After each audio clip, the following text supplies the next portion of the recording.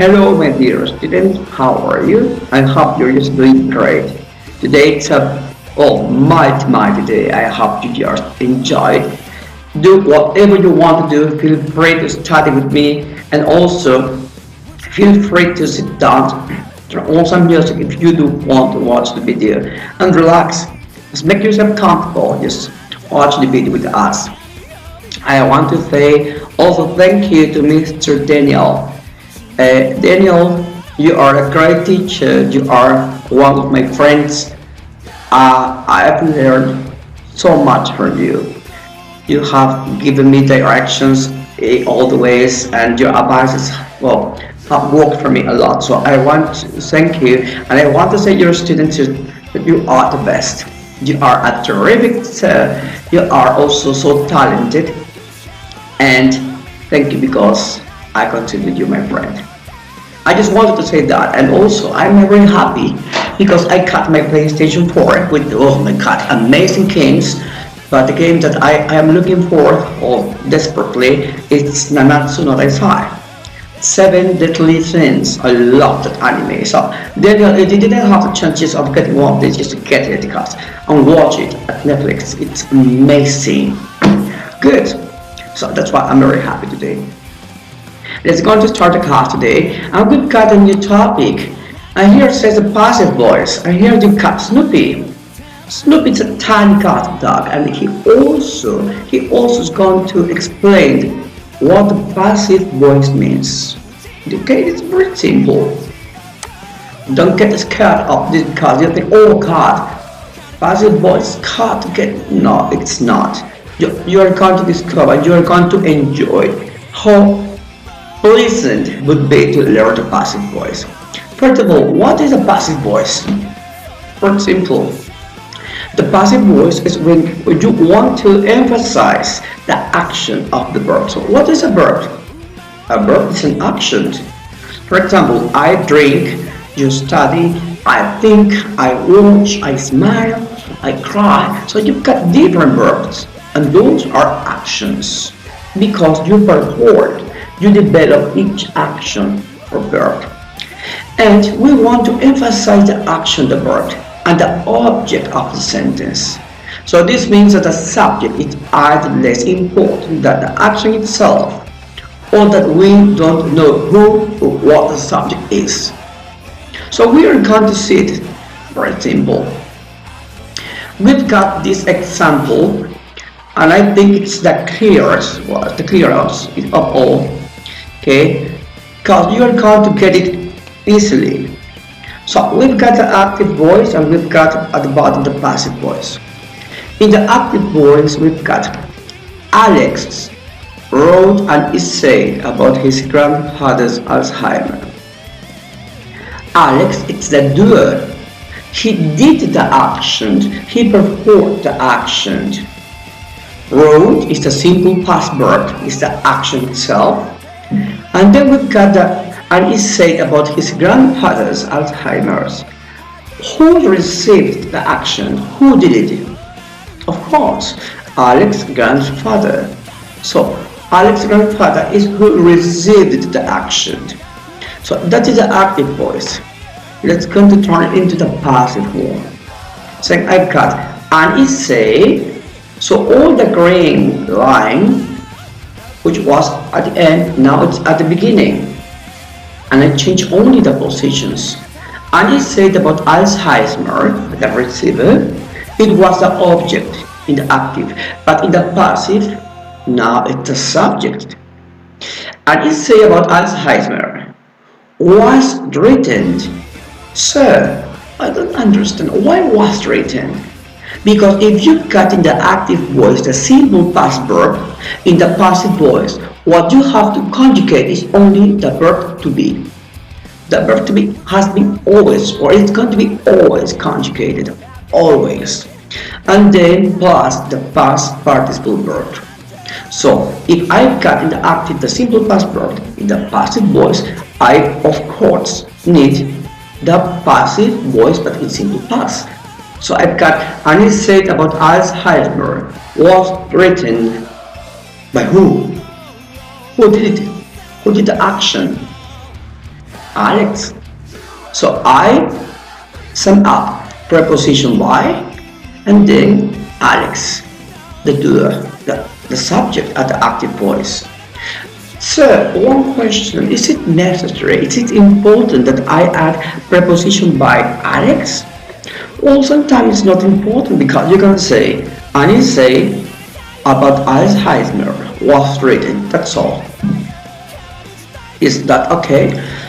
Grammatically it's okay, but remember, if you want to introduce, if you want to sum up, if you want to be precise about the subject, you just add preposition by and it's great. So this is the big difference between the active voice and the passive voice. So as you notice, it's not a big deal.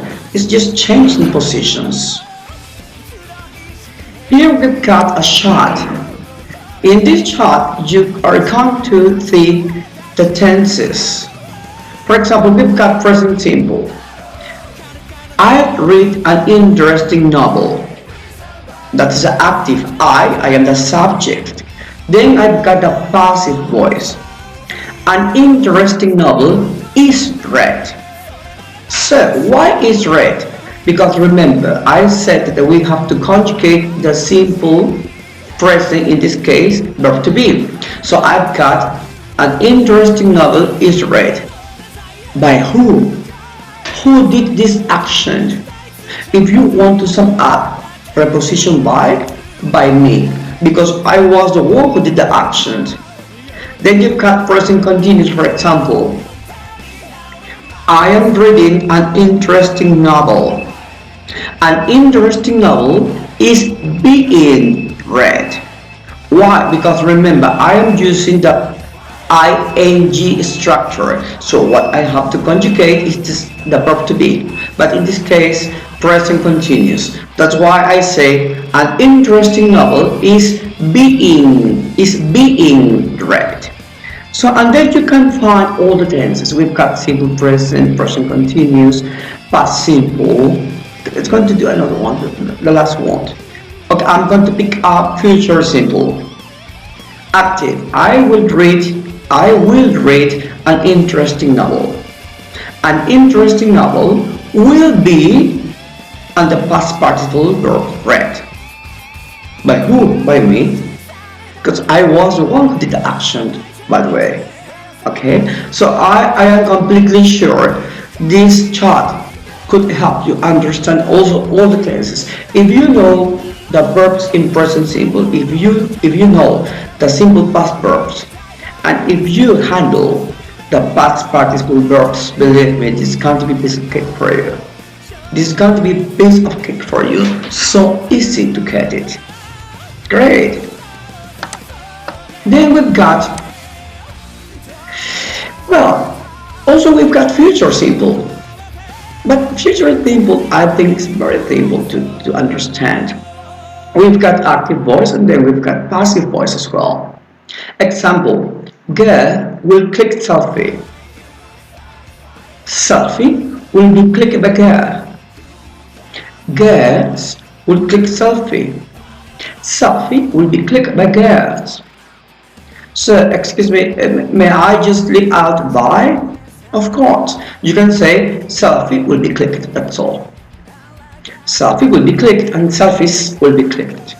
Remember, if you want to emphasize who did the action, you just add preposition by. That's it.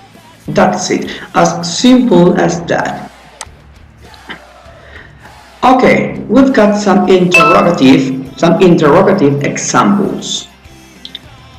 Active. Would you help him? It's a normal way how we ask every day. For example, Daniel, or my friend, will you help him? Will you help that student? Passive. Will he be helped by you? So strange. Also in Spanish we can use frequently. I think we use the passive voice. Not rarely. It's not frequently the way that we use it. But in English, if you say, will he be helped by you? It's like, excuse me, I beg your pardon, what you say? But you know, American people and also British one, or the people who speak English, They are just accustomed to hear or to listen to active voice. But if you could handle the passive voice, you're going to change all of this and you're going to get them into trouble sometimes, believe me. Active, will you not help me? Hey, won't you help me? Passive, shall I not be helped by you? Oh, it's strange to be heard. It's strange to be heard, by the way. Should I not be helped by you? Should I not be helped by you? Oh my gosh, what are you saying? Won't you help me? So it's just another way to say it. Will they accept our invitations? Will they accept our invitations? Will our invitation be accepted by them? Believe me, it's not a big deal, but if you can handle the passive voice, you are going to get accustomed. Also, you are going to love it. And believe me, when you read literature, poems, and some articles, or also watch the news, they all use a passive voice.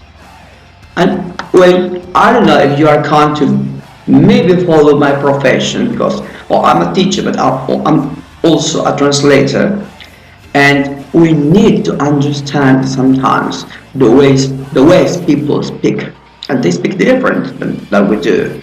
So we have to be like alert all of this. Okay, and then we've got the chart that says when do we have to use passive voice? When? Okay, we've got 7 points here. I'm going to read just only two, so you've got until you can read it afterwards. And I've got number one, which says we want to emphasize that the receiver of the action. Yes, of course. Active.